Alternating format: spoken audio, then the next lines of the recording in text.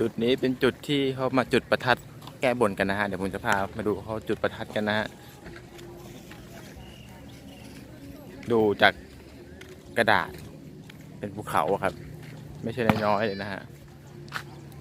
นี่ก็กำลังมีคนมาแก้บนกันนะฮะส่วนมากก็แก้บนก็มีทั้งประทัดทั้งไก่ที่นี่นะฮะ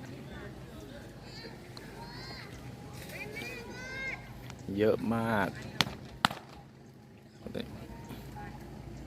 ควันมันเยอะเดี๋ยวจะเห็นเลยครับว่ากระดาษที่จุดแล้วเนี่ยโอ้โหกองเป็นภูเขา